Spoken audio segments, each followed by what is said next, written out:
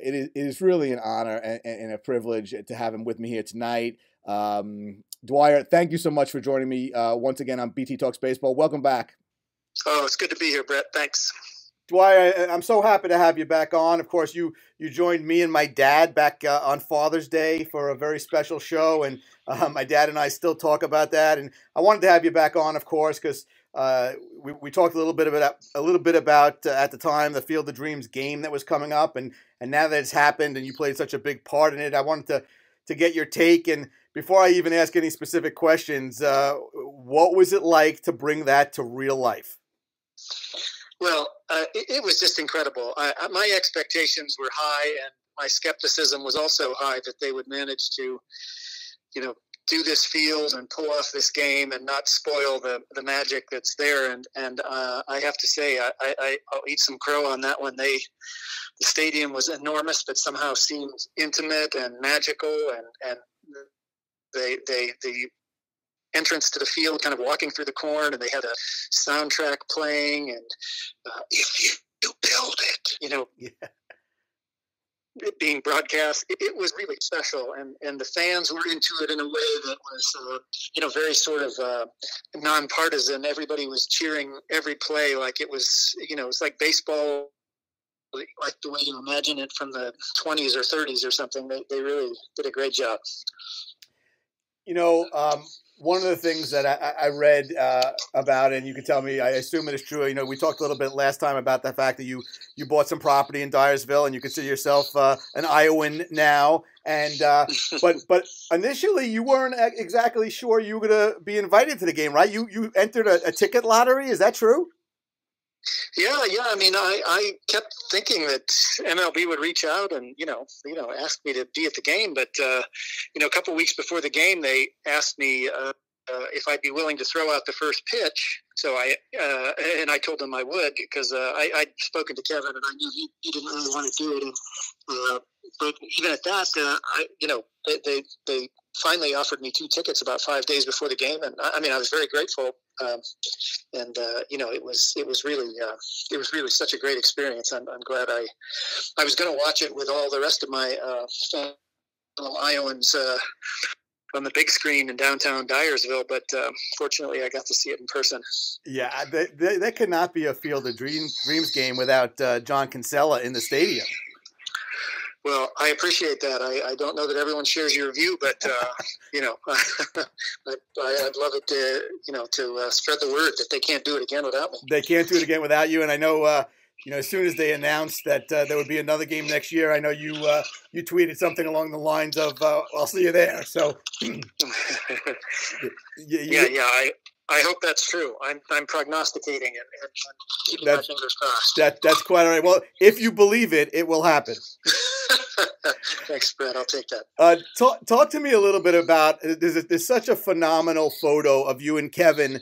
I guess it was leading up to the game, and I know he tweeted something very nice about you, and you were appreciative. But what was it like to be, back, for lack of a better term, as father and son in the same area, on the same, in the same cornfields, and reliving, what you guys created so many years ago in a fictional setting, but now this is all happening in real life.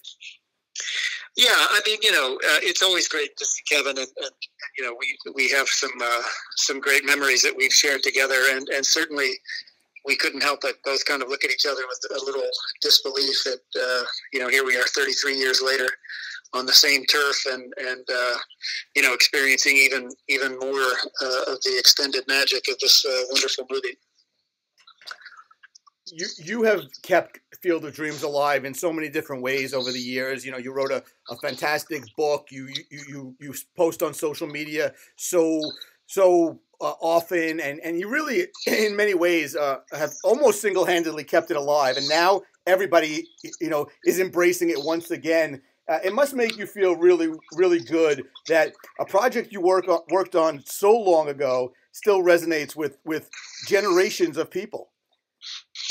Yeah, Yeah, it's pretty amazing, and I'm grateful for the credit, but to me, it's the fans that kept it alive. I just was trying to, follow their lead when I meet people and they'd say, hey, tell us more about the movie. And I thought, oh, gee, I'll write a book. And then, let's see, post about this so anyway, it was just kind of cool, but I think the fans are the ones who kind of pointed the direction to let's bring this thing back and let's make it nice. And now, NBC Universal is going to try to put together a TV series, about which I'm a little skeptical also, but, I was surprised by the MLB's ability to create the magic again. So, I'll hold my disbelief.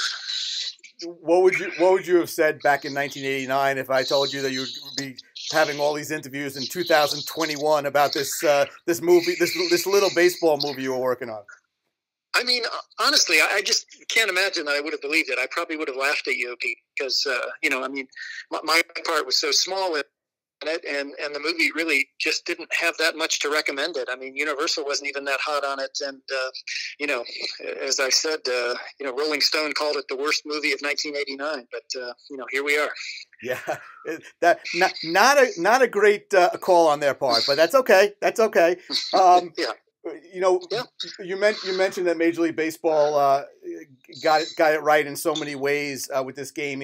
Unfortunately, I wasn't privileged enough to be there, but visually on television, I'm sure you've watched the highlights and a lot of the things the on YouTube or whatever, and it was really amazing how visually just dazzling it looked to be there. And I can't imagine what that was like to actually be there, to walk through the corn, to see the players walk through the corn. It must have really taken you back.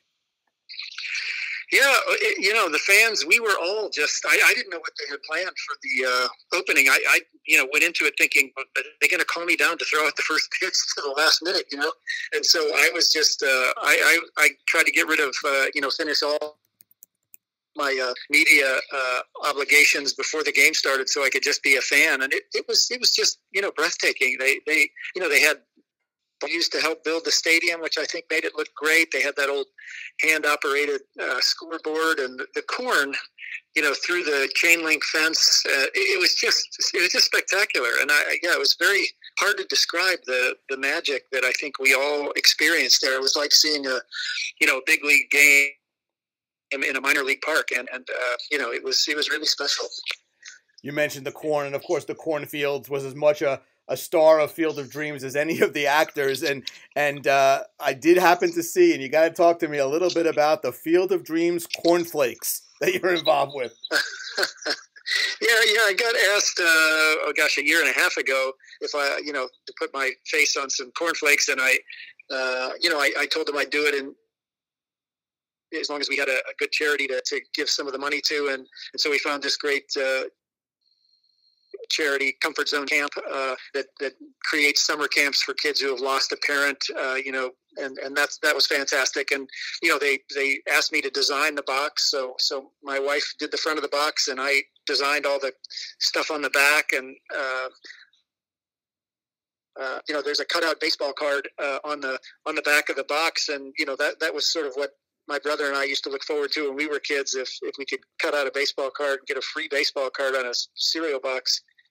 So anyway, somebody just asked me to sign a few of them. So I think they're out there in the world, and they're available at fieldofdreamscereal.com if anybody's not in the Midwest where they're selling them in Hy-Vee stores. Well, no, that is great to know, because I am going, as soon as we hang up, I am ordering myself a box, because I am not in the Midwest, as you know, and I've never been in a Hy-Vee store. But that's great, and I think it's like you said, if what you did in 1989 is helping kids in charities today, with charities with kids today, there's nothing more valuable than this. I know that's something you feel very strongly about. Yeah, it's so great. And some of the kids who were counselors in this camp were those that lost parents in 9/11 and went to the camps when they were kids, and now they were so touched by the experience that now they're counselors and administrators for the younger people who maybe lost a parent through COVID. And to me, it's very much in the vein of A Field of Dreams and Fathers and Sons. And and kind of getting a second chance to to kind of heal those relationships, particularly when you're young and haven't really just aren't expecting your parent to to die in an untimely way. It's almost I was gonna say it's almost heaven, right? But it's just Iowa. It's just Iowa. My Iowa neighbors would take issue with just. I'm sure that's probably exactly. Never just Iowa. How's everything going in Dyersville? Are you just another citizen, or are you sort of a superstar there?